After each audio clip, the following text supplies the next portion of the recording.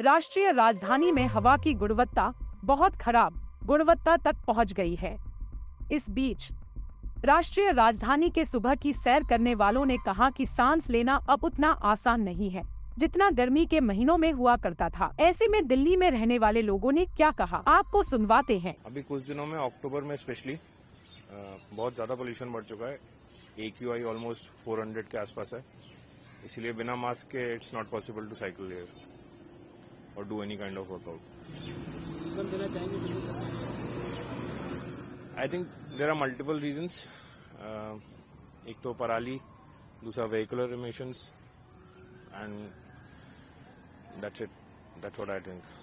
देखिए, दिल्ली NCR और pollution का रिश्ता तो एक इसी तरीके से है कि जैसे जैसे सर्दियां आनी शुरू हो जाती है, दिल्ली NCR में पोल्यूशन वैसे ही बढ़ जाता है।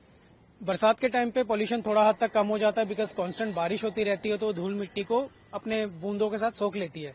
बट जैसे ही विंटर आना शुरू होता है, दिल्ली अपना असली रूप यहाँ पे दिखा देता है। एंड एज अ साइकिलिस्ट जब हम लोग सुबह राइड पे निकलते हैं तो हमारे लिए सबसे बड़ी दिक्कत ये हो जाती है कि बहुत ज्यादा, एक तो विजिबिलिटी कम होती है, उसके बाद गाड़ियां बहुत ज्यादा हैं, ट्रक्स काफी ज्यादा चलते हैं बड़े बड़े, फिर चाहे वो डीजल हो या पेट्रोल के हो, और कंस्ट्रक्शन वर्क, और क्योंकि सर्दी के वजह से जो पूरा ये स्मॉग है ये नीचे लेवल पे रहता है, तो एज अ ह्यूमन हम ही इसको पूरा का पूरा ले रहे होते हैं। और एज अ राइडर हम लोग मतलब गाड़ियों के अंदर तो सेफ पूरे रहते नहीं है, तो हम लोग जब राइड करते हैं तो सांस लेना भी जरूरी है, तो वो पूरा पोल्यूशन ही हम लोग अंदर लेते हैं। सो आई थिंक विंटर्स में ये थोड़ा सा चैलेंज हम साइकिलिस्ट के लिए बहुत ज्यादा हो जाता है कि हम चाहते तो हैं अपनी हेल्थ को इम्प्रूव करना साइकिलिंग के साथ, पर कहीं ना कहीं पोल्यूशन की वजह से वो इम्पैक्ट भी करती है। आपको क्या लगता है कि गवर्नमेंट को क्या ऐसा करना चाहिए जो इस लेवल पे आके जो पोल्यूशन हो जाता है उसको कम करने के लिए? देखिए, सबसे पहले तो मेरे हिसाब से गवर्नमेंट को ज्यादा से ज्यादा साइकिलिंग को भी प्रमोट करना चाहिए, बिकॉज आज के टाइम पे अगर आप देखेंगे ना तो एक गाड़ी में सिर्फ एक ही बंदा ट्रैवल कर रहा होता है।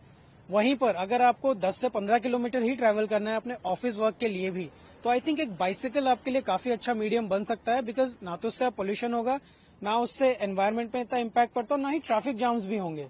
आप देखोगे ना, जितने ज्यादा मोस्टली अगर एक्सीडेंट्स भी होते हैं विंटर्स में, वो ज्यादातर कार बाइक्स इन्हीं के वजह से ही होता है, बिकॉज विजिबिलिटी कम होती है।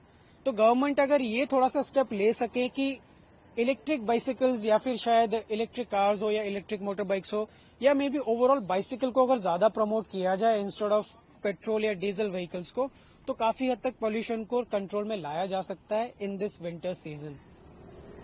जिससे पहले कहा जाता था कि पराली बहुत बड़ा रीजन है दिल्ली के अंदर पोल्यूशन का, और गवर्नमेंट ने ऑड एंड इवन भी शुरू किया था जी। अभी जैसे पीछे कुछ नहीं दिख रहा था, क्या ऑड एंड इवन और ये पराली का भी चलता रहता क्योंकि गवर्नमेंट तो दिल्ली में भी हुई थी और देखिए, ऑड इवन का जो स्कीम है वो बहुत ही अच्छा स्कीम है, बिकॉज ऑब्वियसली ऑड इवन की वजह से एक तो सड़कों पे पर डे के हिसाब से जो गाड़ियां होती है वो ऑलमोस्ट हाफ हो जाती है, तो पोल्यूशन लेवल भी काफी हद तक उससे बचाया जा सकता है, कम किया जा सकता है।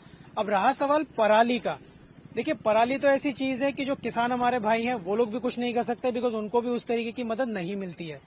अब इस टाइम पे जो अब जैसे आप देख सकते हैं कि हवा भी काफी अच्छी चल रही है, तो जब वो पराली जलाएंगे तो उसका धुआं जो है वो दिल्ली NCR की तरफ आएगा ही आएगा, तो उसका कुछ कर नहीं सकते।